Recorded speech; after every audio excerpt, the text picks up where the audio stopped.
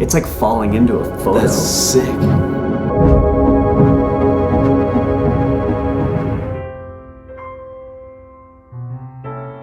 Hey guys, my name is Gavin and I'm the cinematographer here at Peppermint Films. And today I'm going to be talking about camera tests and some of the camera tests that we're doing for our upcoming short film coming out this New Year's. This upcoming short film is titled Oh Susan, the World's Not Ending. And it's set amid the chaos of New Year's Eve 1999 with Y2K coming up, and it focuses on a high school senior named Susan who's battling with herself whether she should tell her boyfriend a secret that might ruin everything. The first decision that we made is that we're going to shoot it in 4x3 on my Pocket 6K. So due to the setting, the time period, and the overall feel of the script, I think we've decided that we want something a little softer, a little bit warmer, something with a little bit more character, and that's all going to come down to our lens choice. So that's what we're going to be looking at today. We're going to test out a few different lenses and try to narrow down which one is right for this project. I first lit the room similar to how it'll feel on the actual day. Since most of our shots take place inside at night, that's what we've replicated here just to get a more real world example. I've got a few different lenses to test out today. I've got a small set of Canon FD lenses, a 24 and a 50, and then I've also got a Sigma 18-35 zoom lens, as well as a Tiffin Soft Effects diffusion filter, just to throw in front of it, see if we need to kind of lower the contrast or some of that overly sharp detail that you get in a digital image. All right, so the first lens we'll put on there is this Canon FD 24mm, and on the back of it, it's got a cheap little Amazon adapter to adapt FD to EF. So when wide open with this adapter on the back at 2.8, it just looks crazy, super soft, which is not exactly the look that we're going for on this. It looks a little too dreamy, like you can see here. But when I stop down to f4, it's looking great. It's got nice sharpness in the middle, but it still keeps some of that vintage characteristics on the edges. Like you can see the sides are a little blurry, a little bit funky on the edges. That comes down to the barrel distortion in this lens and a little bit of the chromatic aberration, which is essentially just the green or purple lines that you get on the edges of objects. So now we'll put the Soft Effects 1 filter on the front of the lens here, the same Canon FD 24mm at f4.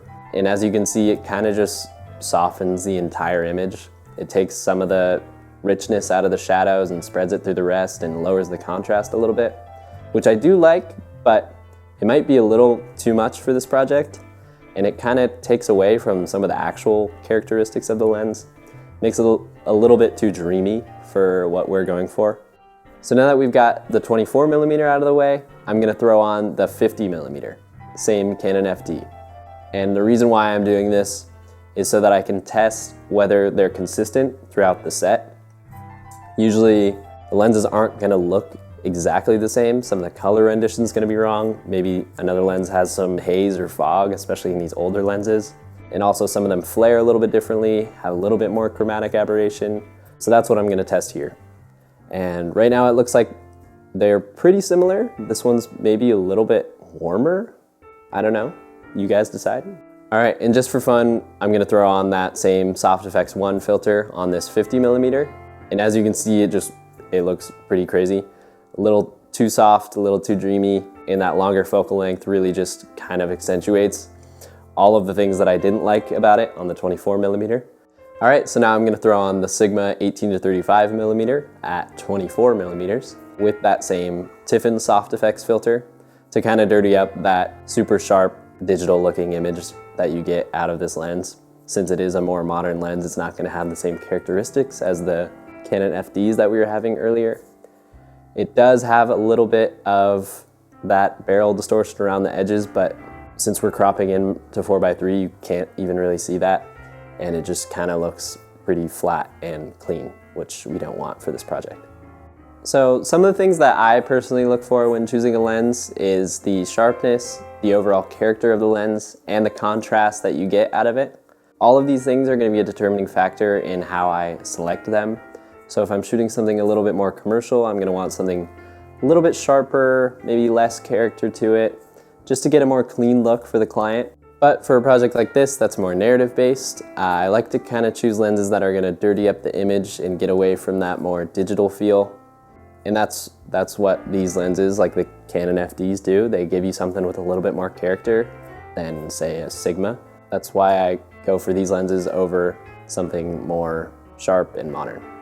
And that wraps up today's video. Let me know what you guys thought of the lens choices that we made here, and make sure to keep an eye out for the short film, which will be coming out around New Year's of this year.